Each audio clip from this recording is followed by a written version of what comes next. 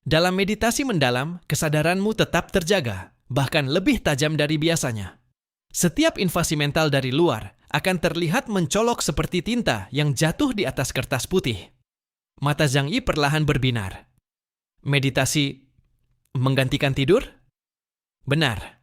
Ling mengangguk. Selain itu, kamu bisa memanfaatkan obat-obatan atau teknologi untuk memaksa otakmu tetap berada dalam kondisi overclock yang sepenuhnya sadar. Selama kesadaran utamamu tidak pernah padam, mimpi tidak akan pernah terbentuk. Sehebat apapun ras mimpi buruk, mereka tidak akan mampu menyeret seseorang yang sedang membuka matanya ke dalam mimpi. Inilah kesadaran absolut. Zhang Yi seolah mendapat pencerahan besar. Benar. Selama ini ia terus terjebak dalam kesalahan berpikir, memikirkan bagaimana cara mengalahkan musuh di dalam mimpi. Tapi bagaimana jika ia sama sekali tidak bermimpi? Aku mengerti. Zhang Yi menarik napas dalam-dalam. Cahaya ganas berkilat di matanya. Ia perlu meminta Zhou Ke'er untuk mengembangkan sebuah obat, sejenis stimulan kuat yang dapat menjaga pikirannya tetap dalam kondisi tidak tidur. Dengan begitu, di masa depan saat kembali menghadapi serangan pembunuhan dalam mimpi dari ras mimpi buruk, ia akan memiliki keyakinan untuk menghadapinya. Di sebelah barat benua Bharata, terdapat sebuah wilayah tandus yang sepanjang tahun diselimuti kabut tebal. Tempat ini adalah zona terlarang bagi makhluk hidup, wilayah kekuasaan ras mimpi buruk. Di atas permukaan tanah, pepohonan kering melintir seperti cakar hantu. Rawa hitam mengeluarkan gas beracun yang memicu halusinasi. Dan di bawah tanah tandus ini, terdapat sebuah kerajaan bawah tanah yang sangat besar dan kompleks. Kuil mimpi buruk. Di dalam istana yang sepenuhnya dibangun dari obsidian terbalik ini, tidak pernah terlihat cahaya matahari sepanjang tahun. Hanya nyala api hantu yang redup berkelip. Di atas aula utama, 3 takhta raksasa melayang berdampingan di kehampaan. Di atas takhta tersebut, duduk 3 keberadaan yang memancarkan aura mencekik. Di tengah terdapat sosok yang seluruh tubuhnya terbungkus jubah hitam longgar. Hanya sepasang tangan pucat dan kurus yang terlihat di luar. Dia adalah Raja Ras Mimpi Buruk, Yansha. Di sebelah kiri, seorang wanita bertubuh menggoda. Berwajah seperti sukubus, namun memiliki ekor kalajengking di belakangnya, Meng Mo. Di sebelah kanan, makhluk berbentuk gumpalan daging raksasa. Seluruh tubuhnya dipenuhi mata, Mie Luo. Saat ini, suasana di dalam aula sangat menekan. Yinian sudah mati. Suara Yansha serak dan menusuk, seolah berasal dari gesekan di kedalaman neraka. Makhluk bernama Kaos itu menggunakan semacam metode berbasis aturan untuk mengeksekusinya. Sial! Sial! Ratusan bahkan ribuan mata di tubuh Miluo berputar bersamaan, dipenuhi amarah dan kebencian. Yinian adalah yang paling ahli dalam infiltrasi mental di antara kita. Bahkan dia pun tumbang. Jika dendam ini tidak dibalas, bagaimana ras mimpi buruk akan berdiri di antara semua ras di masa depan? Aku akan pergi membunuh Kaos itu. Menyeretnya ke dalam mimpi buruk tanpa akhir. Membuatnya tidak pernah bisa bereinkarnasi selamanya. Tenanglah, Miluo. Meng Mo memainkan ujung rambutnya, tatapannya dingin dan suram. Apakah kamu ingin pergi mencari mati sekarang? Tidak melihat bagaimana King Chang saja dipaksa mundur. Makhluk tua dari ras naga itu memang tidak muncul. Tapi karena Yuan Mo dan Yuan Jing sudah menyatakan sikap, itu berarti ras naga akan mati-matian melindungi negara Huaxu. Jika kita sekarang melancarkan serangan besar ke kota Tianhai, itu sama saja memberi ras naga alasan untuk memulai perang. Saat itu, jangankan balas dendam, seluruh ras kita bisa tercabut hingga ke akarnya. Mendengar kata ras naga, aura ganas Miluo langsung melemah cukup banyak. Di planet ini, tidak ada ras kuno yang tidak takut pada ras naga. Itu adalah penguasa sejati yang pernah mendominasi satu era. Nenek moyang mereka pernah menyaksikan sendiri, sebelum kehancuran era sebelumnya, keberadaan tingkat Omega dari ras naga bertarung melawan bangsa Druk. Beberapa makhluk tertinggi bertarung hingga ke batas alam semesta, bahkan hukum besar pun hancur. Lalu bagaimana? Apa kita biarkan saja? Teriak Mie Luo dengan tidak rela. Tentu saja tidak. Yansha yang sejak tadi diam, akhirnya berbicara perlahan. Cahaya hijau samar berkilau di mata yang tersembunyi di balik tudungnya. Chaos harus mati. Tapi dia tidak bisa mati di negara Huaxu, juga tidak dalam serangan frontal kita. Bukankah sesuatu yang disebut koridor langit berbintang itu akan segera kembali? Yansha mencibir dingin. Itu adalah tempat yang pasti akan didatangi Chaos bagaimanapun caranya. Dan tempat itu memiliki aturan yang kacau, serta terisolasi dari dunia luar. Sekalipun ras naga ingin melindunginya, mereka tidak akan bisa menjangkaunya. Tunggu 2 tahun lagi. Pada hari koridor langit berbintang terbuka, itulah hari kematiannya. Mendengar itu, sudut bibir Meng Mo terangkat membentuk senyum kejam. Lidah merahnya menjilat bibir. Hehehehehe, benar sekali. Ras mimpi buruk tidak pernah menjadi pejuang garis depan, kami adalah pembunuh di dalam bayangan.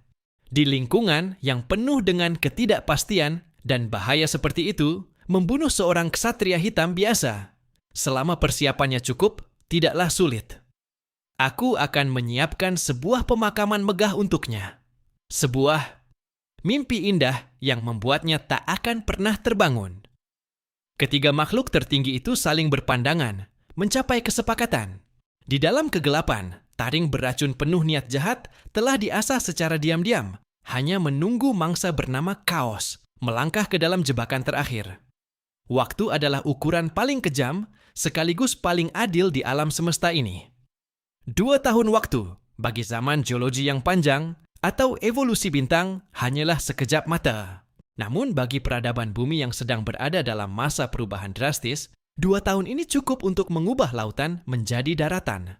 Renovasi kota Tianhai telah lama selesai. Kota yang dulu porak-poranda oleh perang kini telah berevolusi menjadi raksasa baja penuh nuansa fiksi ilmiah. Terinspirasi oleh arsitektur biologis ras Titan, gedung-gedung pencakar langit tidak lagi berupa beton dingin, melainkan semi-organisme yang dapat bernapas dan mengatur suhu layaknya tumbuhan. Di jalanan, kereta melayang melintas tanpa suara, pasukan patroli bayangan dengan armor exoskeleton, serta robot penjelajah pasir otomatis bersama-sama menjaga ketertiban. Namun, di balik kemegahan itu, sebuah tekanan yang belum pernah terjadi sebelumnya, seiring waktu, semakin membebani hati setiap orang yang mengetahui kebenaran. Itu adalah ancaman dari kedalaman kosmos. Seiring berbagai peradaban kuno dan negara manusia memusatkan pengamatan mereka ke alam semesta, entitas raksasa bernama koridor langit berbintang akhirnya menampakkan sebagian wujudnya melalui teleskop luar angkasa di luar atmosfer. Itu adalah struktur bintang raksasa yang tak dapat digambarkan dengan kata-kata. Bukan planet berbentuk bola biasa, melainkan sebuah koridor berbentuk tabung dengan struktur spiral ganda yang memanjang, memancarkan cahaya biru redup. Ia berputar perlahan di angkasa. Setiap putarannya mengacaukan gelombang gravitasi sejauh jutaan kilometer di sekitarnya. Yang paling membuat sesak napas adalah ukurannya. Berdasarkan data pengamatan terbaru, volume keseluruhan koridor langit berbintang bahkan melampaui matahari. Ketika sebuah objek raksasa dengan massa yang mampu mengacaukan keseimbangan gravitasi galaksi meluncur menuju tata surya dengan inersia yang tak terhentikan, keberadaannya sendiri sudah merupakan bencana pemusnah.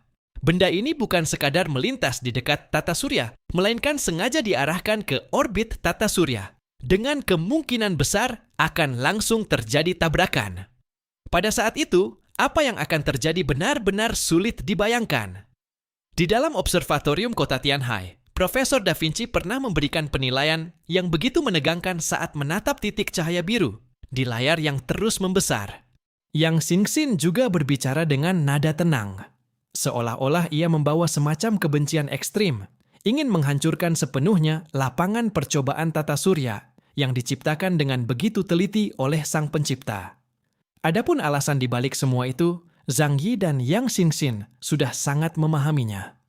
Catatan Jomon telah mereka pecahkan, dan Ling juga pernah memberitahu mereka kebenaran kehancuran ras bintang. Kemungkinan besar, saat mereka berusaha menembus alam semesta, yang merupakan wadah pembiakan Sang Pencipta, mereka mendapat penghakiman dari kehendak berdimensi tinggi, dan akhirnya gagal. Karena itu, mereka menyimpan kebencian terhadap Sang Pencipta, Sehingga keinginan untuk menghancurkan tata surya pun bukanlah hal yang mengejutkan.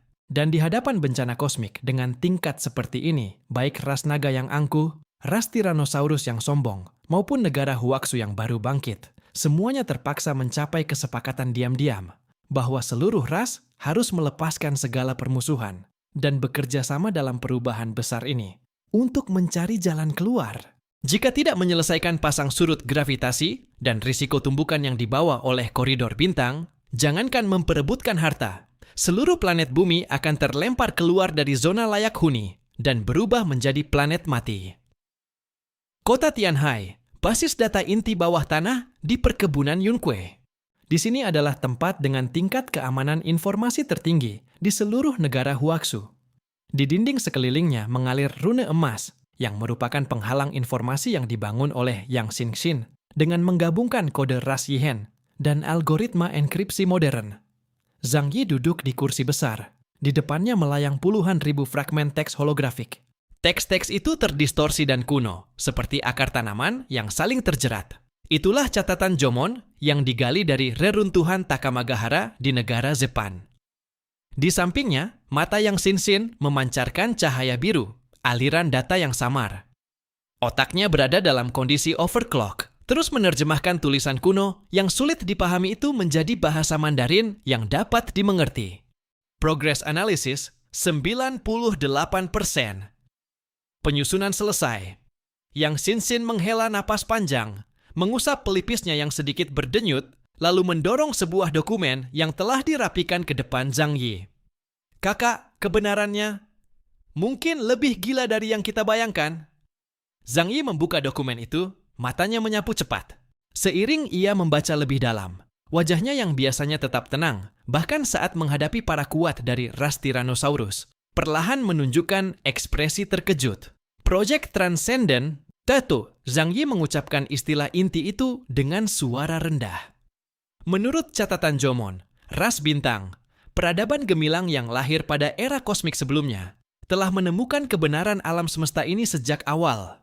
Ini adalah sebuah tempat percobaan yang dipelihara oleh suatu kehendak. Semua peradaban, baik kuat maupun lemah, pada akhirnya tidak bisa menghindari nasib kehancuran dan pemanenan. Untuk melepaskan diri dari takdir yang dikendalikan ini, ras bintang mengerahkan seluruh kekuatan rasnya untuk memulai proyek super bernama Koridor Bintang. Tujuan inti proyek ini ada dua. Pertama, keluar. Menggunakan koridor bintang sebagai akselerator super dan mesin penjelajah dimensi untuk merobek penghalang alam semesta, membawa anggota ras mereka melarikan diri ke alam semesta paralel, sepenuhnya lepas dari kendali sang pencipta. Kedua, ke dalam. Jika tidak dapat melarikan diri, mereka mencoba menggunakan teknologi berdimensi tinggi untuk secara paksa melipat dan membuka sebuah dunia baru di dalam ruang alam semesta yang ada. Sebuah kerajaan ilahi yang sepenuhnya berada di bawah kendali mereka sendiri.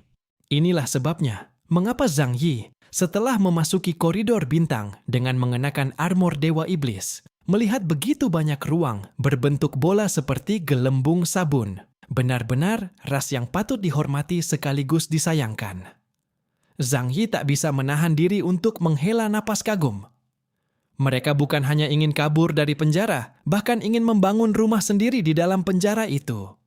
Bukan hanya itu, Yang Xingxin menggeser jarinya, menampilkan sebuah gambar rekonstruksi yang membuat bulu kuduk berdiri. Untuk beradaptasi dengan lingkungan tak dikenal di dunia baru, atau alam semesta paralel, ras bintang melakukan banyak eksperimen biologis. Mereka mencoba menciptakan manusia baru yang sempurna, sebuah wadah yang mampu menampung kekuatan Omega. Berdasarkan pemahaman kita tentang Ling, mereka kemungkinan ingin meniru ras Yihen untuk menciptakan manusia ultimate. Dan objek eksperimen mereka. Zhang Yi menatap gambar itu, pupil matanya tiba-tiba menyusut. Dalam gambar tersebut, makhluk-makhluk bertubuh tinggi dengan ciri reptil atau elemen yang jelas, dirantai dengan belenggu logam besar di meja eksperimen, dipotong dan diamati oleh berbagai instrumen. Ciri-ciri makhluk itu sangat familiar bagi Zhang Yi. Itu adalah kaum Druk. Mereka benar-benar menangkap dan memperbudak kaum Druk. Kulit kepala Zhang Yi terasa mati rasa. Apa itu kaum Druk? Mereka adalah makhluk yang disebut ras dewa abadi. Monster dengan kemampuan regenerasi hampir tak terbatas. Bencana kosmik yang memakan keinginan. Bahkan sang pencipta pun tidak dapat sepenuhnya memusnahkan mereka. Hanya bisa menyegel atau menyeimbangkan mereka. Namun dalam catatan ras bintang, makhluk mengerikan ini justru menjadi tahanan, dijadikan kelinci percobaan, dan budak. Kekuatan ras bintang jauh melampaui perkiraan kita. Yang Sin berkata dengan suara berat. Dalam catatan disebutkan bahwa mereka bahkan menciptakan senjata yang mampu menekan faktor regenerasi kaum Druk. Itulah sebabnya sang pencipta akhirnya harus secara pribadi menurunkan hukuman ilahi untuk menghapus ras bintang sepenuhnya, karena mereka telah menyentuh tabu sejati, bahkan mengancam kekuasaan sang pencipta atas alam semesta ini. Pantas saja. Zhang Yi bersandar di kursinya, cahaya di matanya berkedip tak menentu. Koridor bintang, minatnya terhadap tempat itu semakin besar. Jika benar-benar bisa mendapatkan warisan ras bintang, mungkin di masa depan mereka tidak perlu lagi khawatir tentang kebangkitan kaum Druk ras bintang. Bisa dianggap sebagai versi lebih brutal dari ras Yihen. Memiliki kekuatan yang mendekati mereka, tetapi jauh lebih menjunjung kekerasan. Karena itu, mereka menghajar kaum Druk dengan sangat kejam. Jika mereka bisa memperoleh rahasia untuk menekan kaum Druk, maka ketika 7 Raja Druk bangkit di masa depan, mereka mungkin akan memiliki kartu truf yang sangat kuat. Tak heran di dalam koridor bintang, ada begitu banyak monster tak terlukiskan. Itu mungkin bukan hanya roh kebencian ras bintang, tetapi juga dendam kaum Druk yang disiksa hingga mati, serta tak terhitung jumlahnya produk eksperimen yang gagal. Tempat ini adalah makam super sekaligus laboratorium biokimia yang melayang di alam semesta. Zhang Yi menggosok punggung tangannya, matanya memancarkan cahaya menyala. Koridor bintang ini, kita juga harus pergi. Yang Sin melirik Zhang Yi. Kita bisa seperti ras Zepan sebelumnya, menggoda ras lain untuk masuk ke dalamnya, menjadikan mereka bidak kita. Lalu, dengan informasi yang kita miliki, kita menjadi pemenang terakhir. Setelah menguasai informasi inti, Zhang Yi segera mengumpulkan anggota tim inti untuk mengadakan rapat. Di ruang rapat, Yang Sin, Lu Keran, Zhou Ke, Paman Yu, Xu Pangzi, Liang Yue, dan anggota inti lainnya semuanya hadir. Deng Shentong untuk sementara memiliki eksperimen penting lainnya, sehingga tidak ikut serta. Sementara itu, Brian dan Profesor Da Vinci untuk saat ini masih belum mendapatkan kepercayaan penuh dari Zhang Yi, sehingga juga tidak berpartisipasi dalam rapat. Zhang Yi mengungkapkan wajah asli koridor langit, berbintang kepada semua orang tanpa menyembunyikan apapun. Setelah mendengar penjelasannya, semua orang terdiam. Bahkan Xu Pangzi yang biasanya paling optimis, saat ini wajahnya pucat, dan ia sampai lupa memasukkan keripik di tangannya ke dalam mulut. Bahkan ras Draker saja dijadikan kelinci percobaan. Xu Pangzi menelan ludahnya. Dengan tubuh kita yang sedikit ini, apakah cukup bahkan untuk menyelip di sela gigi mereka? Bahkan Paman Yu yang biasanya penuh semangat, juga mengusap dagunya dan berkata kepada Zhang Yi, "Zhang Yi, aku selalu mendukung keputusanmu. Namun dibandingkan dengan peradaban kuno yang kuat itu, kekuatan tempur kita masih jauh tertinggal. Meskipun kamu memiliki keunggulan informasi, itu belum tentu bisa menjamin keselamatan. Ini bukan seperti gaya biasanya." Semua orang juga memandang Zhang Yi dengan heran.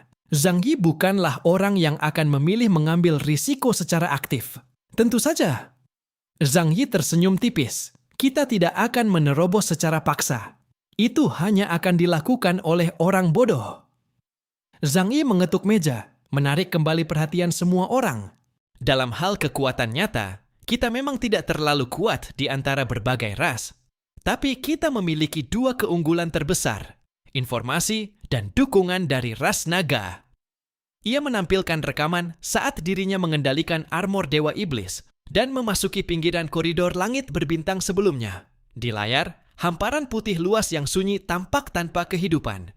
Hingga saat armor Dewa Iblis mengaktifkan mesin lompatan ruang, makhluk-makhluk fase mengambang yang sebelumnya transparan dan tak terlihat di sekitarnya tiba-tiba mengamuk. Dan dalam sekejap merobek armor itu menjadi berkeping-keping. Perhatikan baik-baik. Zhang Yi menunjuk pada pembacaan energi di layar. Saat aku baru masuk, meskipun aku juga bertemu makhluk-makhluk ini, mereka tidak menyerangku. Mereka seperti sedang tidur atau berkeliaran tanpa tujuan. Perilaku menyerang baru dipicu saat aku mengaktifkan mesin. Ketika indeks energi melonjak tajam, Yang Xingxin mengambil alih pembicaraan dengan cepat menampilkan serangkaian data perbandingan di layar besar. Berdasarkan catatan Jomon tentang protokol keamanan biologis, kita bisa menarik satu kesimpulan. Makhluk fase mengambang ini, yang juga merupakan penjaga koridor langit berbintang, mekanisme pemicu serangannya adalah fluktuasi energi yang kuat, serta sinyal tanda kehidupan yang intens.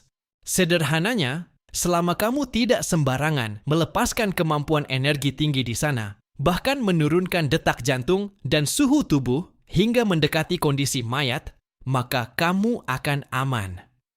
Mendengar kesimpulan ini, mata Paman Yu berbinar, lalu ia menepuk pahanya keras. Mengerti, berpura-pura mati kan? Kurang lebih begitu. Zhang Yi mengangguk, tapi ini tidak mudah. Dalam lingkungan yang penuh bahaya, dan kapan saja bisa diserang ras lain, mempertahankan keadaan diam total adalah ujian besar bagi mental dan kontrol energi. Namun, bagi kita ini adalah peluang. Sudut mulut Zhang Yi terangkat membentuk senyum licik. Peradaban kuno lainnya, terutama ras seperti Tyrannosaurus dan Nightmare yang memuja kekerasan, begitu masuk pasti akan terbiasa melepaskan aura untuk mengintimidasi, atau langsung menggunakan serangan besar untuk membuka jalan. Pada saat itu, mereka akan menjadi target hidup bagi makhluk-makhluk ini, menarik semua serangan untuk kita. Sedangkan kita hanya perlu seperti hantu, diam-diam melintas. Mendengar ini, semua orang menunjukkan senyum penuh pengertian. Cara ini licik, tapi aku suka. Xu Pangzi tertawa kecil. Jadi, apakah informasi ini akan kita bagikan kepada ras naga? Tanya Lu Keran. Tentu saja. Kekuatan mereka sangat penting. Kita harus menyadari kekurangan kita. Saat perlu bergantung pada yang kuat, maka bergantunglah. Zhang Yi berkata tanpa ragu, ras naga adalah sekutu kita, dan Bai Longzi serta yang lainnya sudah memperlakukan kita dengan sangat baik. Yang lebih penting, dalam dungeon ini, kita membutuhkan rekan kuat yang mampu menahan tekanan dari depan. Ia menyilangkan tangan dan duduk di sofa, lalu berkata dengan tenang. Singkatnya, rencana kita sangat sederhana. Informasi yang kita miliki ditukar dengan dukungan militer dari ras naga. Saat itu, kedua pihak akan bekerja sama untuk menjelajahi koridor langit berbintang. Ia menyerahkan semua data kepada semua orang, agar mereka membacanya berulang kali dengan teliti dan mengingatnya dengan baik. Dengan begitu, ketika benar-benar memasuki koridor langit berbintang nanti, banyak risiko bisa dihindari. Zhang Yi segera melalui saluran terenkripsi mengirimkan laporan penelitian tentang mekanisme pemicu makhluk mengambang ini kepada Bai Longzi. Tidak sampai 5 menit, balasan dari Bai Longzi sudah datang. Hanya beberapa kata sederhana. Pahlawan berpikir sama. Yang disertakan kemudian adalah peta bintang rinci internal ras naga mengenai lingkungan pinggiran koridor langit berbintang, serta beberapa titik pendaratan aman yang mungkin. Jelas, fondasi ras naga selama 10.000 tahun bukanlah sesuatu yang bisa diremehkan. Mereka juga telah meneliti berbagai rahasia, bahkan lebih rinci daripada yang diketahui Zhang Yi.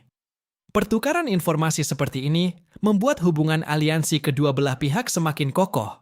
Pada saat Zhang Yi dan yang lainnya mempersiapkan diri untuk koridor langit berbintang, di tempat penting lain di negara Huaxu, Taman Bioteknologi Deng di distrik baru kota Tianhai, sebuah pertaruhan hidup dan mati sedang berlangsung. Sejak pertempuran 2 tahun lalu, kepala keluarga Deng, Deng Yuanbo, telah membuat keputusan yang sangat tegas, memindahkan seluruh aset inti, personel, dan teknologi keluarga Deng ke kota Tianhai, sepenuhnya mengikatkan diri dengan kekuatan Zhang Yi. Kini, keluarga Deng telah menjadi pemimpin di bidang bioteknologi di negara Huaxu. Di laboratorium rahasia pada kedalaman 500 meter di bawah tanah, deretan tangki kultur raksasa berdiri. Di dalamnya bukanlah klon biasa, melainkan ratusan ribu embrio khusus yang telah melalui penyuntingan genetik. Template gen semuanya berasal dari para manusia, super tingkat Y. Dulu, Deng Shentong dengan muka tebal pernah meminta materi genetik Zhang Yi, namun ditolak dingin olehnya. Bercanda, dia adalah pria yang bahkan setelah selesai pun akan menyiram air cabai demi keamanan. Sangat berhati-hati. Bagaimana mungkin ia menyerahkan informasi kehidupannya kepada orang lain? Jika sampai jatuh ke tangan pengguna kemampuan tipe aturan, bisa saja langsung digunakan untuk mengutuknya sampai mati. Namun sebagai alternatif, Zhang Yi tetap memberikan cukup banyak bagian tubuh dari makhluk asing yang kuat. Selama bertahun-tahun pertempuran, tidak sedikit musuh kuat yang ia bunuh. Daging dan darah dari para petarung tingkat kesatria, semuanya ia simpan dengan baik. Kebetulan, sambil diberikan kepada Profesor Da Vinci dan Zhou Ke untuk penelitian, sebagian juga diberikan kepada keluarga Deng Deng. Si teknologi mengekstrak materi genetik dari dalam sampel biologis, lalu menggunakan teknologi cloning untuk menciptakan sejumlah besar embrio. Adapun satu-satunya tujuan keberadaan embrio-embrio ini adalah mencuri api surga. Dengan memanfaatkan basis kehidupan dalam jumlah besar, mereka mencuri pecahan kekuatan sang pencipta yang tersebar di dalam eter, lalu secara buatan menciptakan para manusia super. Pada saat ini, di bagian terdalam laboratorium, di samping sebuah kolam transparan, yang dipenuhi cairan spiritual berkonsentrasi tinggi, Deng Shentong berdiri dalam keadaan telanjang. 2 tahun waktu telah membuat tuan muda keluarga Deng, yang dulu penuh semangat itu menjadi jauh lebih tenang. Raut wajahnya yang dahulu dipenuhi ambisi dan kesombongan, kini berubah menjadi ketenangan dan kehati-hatian. Ia menatap tubuhnya sendiri, meskipun kuat, namun di hadapan para ahli tingkat puncak tetap tampak lemah, dan secercah ketidakpuasan melintas di matanya. Kesenjangan semakin besar. Deng Shentong mengepalkan tinjunya. Kukunya menancap dalam ke telapak tangan. Ia menyaksikan dengan mata kepalanya sendiri. Bagaimana Zhang Yi, dari seorang manusia super yang setara dengannya, perlahan tumbuh menjadi ksatria hitam yang membuat dunia gemetar. Ia juga melihat perkembangan pesat yang Shinsen, Lukeran, bahkan Paman Yu. Sementara dirinya sendiri, meskipun telah berusaha keras, meskipun telah mencapai tingkatan Y, tetap saja tidak mampu menembus batas tipis menuju tingkat kasatria. Benar, ia sudah mencapai tingkat uskup Dota. Indeks kekuatan supernya 32.000 poin. Zhang Yi memberinya banyak sumber daya, ditambah dengan dukungan penuh dari keluarga Deng, membuatnya nyaris menjadi manusia super tingkat uskup. Namun sekarang, manusia super di tingkat ini, dalam perang besar antar ras, paling hanya bisa menjadi prajurit kecil, hampir tidak mampu memengaruhi keseluruhan jalannya pertempuran. Bakat, 2 kata itu bagaikan gunung besar yang menekan dirinya hingga sulit bernapas. Aku tidak rela hanya menjadi kepala logistik, juga tidak rela selamanya hanya bisa memandang punggungnya. Deng Shentong menoleh, memandang Profesor Da Vinci dan Deng Yuanbo yang berdiri di depan panel kontrol. Mulai, Deng Yuanbo memandang keponakannya. Ia berdiri dengan tangan di belakang punggung. Sorot matanya dipenuhi kekhawatiran dan ketidakrelaannya. Shentong, apa kau sudah memikirkannya dengan matang? Tingkat kematian dari eksperimen rekonstruksi mencapai 90%. Jika gagal, tubuh spiritualmu akan runtuh. Paman, jika aku tidak melakukannya, aku tidak akan pernah bisa menjadi kuat yang sejati. Deng Shentong tersenyum tipis. Di era megah ini, para kuat bermunculan seperti hutan. Ratusan kapal berlomba di arus yang sama. Aku tidak ingin hanya menjadi peran pendukung orang lain. Aku ingin cahayaku sendiri bersinar terang. Walau hidup singkat, seharusnya tetap bersinar. Jadi, aku ingin mempertaruhkan segalanya. Di sampingnya, Profesor Da Vinci tampak sangat bersemangat. Bagaimanapun juga, ini adalah eksperimen tubuh manusia tingkat tertinggi yang pernah ia lakukan. Target eksperimen adalah manusia super tingkat uskup. Di Asosiasi Ilmu Pengetahuan, Alam Columbia, ia tidak mungkin mendapatkan sampel biologis sebaik ini. Sambil mengusap air liur di sudut mulutnya, ia berkata, "Tenang saja, Hik. Dengan aku di sini ditambah penstabil gen yang diberikan Zhang Yi, tingkat keberhasilan setidaknya bisa meningkat menjadi 30%. Ini sudah termasuk peluang tinggi dalam sebuah perjudian besar. 30%? Sudah cukup? Deng Shentong menarik napas dalam, lalu melangkah masuk ke dalam kolam cairan spiritual transparan itu. Dengung! Seiring mesin diaktifkan, tak terhitung jarum setipis rambut menusuk ke dalam tubuhnya. Itu bukan sekadar suntikan biasa, melainkan pembongkaran dirinya pada tingkat fisik dan spiritual sekaligus. Pembentukan ulang tubuh spiritual harus dimulai dengan menghancurkan semua yang sudah ada. Seperti regenerasi anggota tubuh yang terputus, pertama harus memotong bagian yang rusak, barulah bisa menyambung yang baru. Rasa sakit yang tak terlukiskan langsung menenggelamkan kesadaran Deng Shentong. Rasanya seperti seseorang menggunakan pisau tumpul untuk mengiris jiwanya sepotong demi sepotong, lalu memasukkannya ke dalam penggiling daging dan menghancurkannya menjadi bubur. Medan Gaia City yang semula menyelimuti tubuh spiritualnya dan melindunginya dari erosi luar, dihancurkan secara paksa oleh kekuatan teknologi yang brutal ini. Kesadaran Deng Shentong langsung terlepas dari tubuhnya. Ketika ia kembali sadar, ia melihat dirinya jatuh ke dalam lautan cahaya yang tak bertepi. Ia tidak lagi melihat tubuhnya, hanya hamparan putih yang bersih dan tak berbatas. Tak terhitung titik cahaya melayang di dalam lautan itu, dan ia pun menjadi salah satu dari titik cahaya tersebut. Lautan Ether. Di sini tidak ada gravitasi, tidak ada waktu, tidak ada rasa sakit. Hanya ada kehangatan dan ketenangan tanpa batas. Seolah kembali ke dalam rahim ibu, atau seperti salju yang mencair di bawah sinar matahari hangat. Begitu nyaman. Aku ingin terus tertidur seperti ini. Seolah ada suara yang berbisik di telinganya. Mengapa harus menolak? Menyatulah di sini. Disinilah akhir dari segalanya. Disinilah semua yang kau inginkan berada. Terlalu nyaman. Seperti seseorang yang bekerja tanpa henti selama sebulan penuh, lalu tiba-tiba melepaskan semua beban dan berendam di pemandian air panas. Melupakan kekhawatiran, melupakan konflik, tanpa perlu menanggung tekanan tanggung jawab, tanpa perlu peduli pada pandangan orang lain. Begitu saja, hanyut dalam lautan kenyamanan, tanpa beban. Kesadaran Deng Shentong mulai memudar. Tepi tubuh spiritualnya perlahan mencair, hampir menjadi bagian dari lautan cahaya yang luas itu. Tepat saat ia hampir benar-benar tersesat, sebuah wajah tiba-tiba muncul di benaknya. Itu adalah wajah Zhang Yi, wajah yang selalu membawa ejekan tipis, selalu tenang, seolah mampu menopang langit yang runtuh. Deng Shentong, hanya segitu kemampuanmu. Bukankah kau ingin melampauiku? Jika mati di sini, dengan apa kau akan melampauiku? Rasa malu yang sangat kuat dan kecemburuan berubah menjadi amarah yang membakar, menyalakan kembali tekadnya yang hampir padam.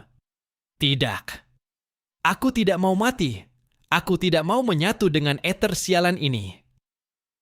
Aku Deng Shentong. Aku adalah pria yang akan berdiri di puncak dunia. Jika bahkan godaan sekecil ini tidak bisa kutahan, bagaimana aku bisa melampaui Zhang Yi? Ia meraung dalam diam dari kedalaman jiwanya. Kesadaran dirinya yang kuat menolak asimilasi lautan ether, seperti iblis yang merangkak keluar dari jurang, menggenggam benang tipis yang tergantung. Boom! Di dunia nyata, waktu telah berlalu lebih dari 1 bulan. Deng Shentong terjatuh dalam kondisi tak sadar, sepenuhnya bergantung pada cairan nutrisi untuk mempertahankan tanda-tanda kehidupannya. Gelombang otaknya telah lama menghilang, seolah jiwanya telah meninggalkan tubuh. Namun, semua orang berjaga siang dan malam tanpa henti. Bahkan Profesor Da Vinci dan Deng Yuanbo pun bertahan dengan bantuan obat-obatan, menatap tanpa berkedip selama 24 jam. Kolam cairan spiritual tiba-tiba mendidih, lalu meledak. Sosok baru yang memancarkan cahaya keemasan perlahan berdiri dari dalam air.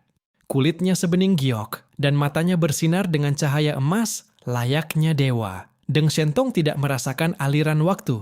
Seolah di lautan ether, ia hanya mengapung selama 1 menit, atau mungkin 1 tahun.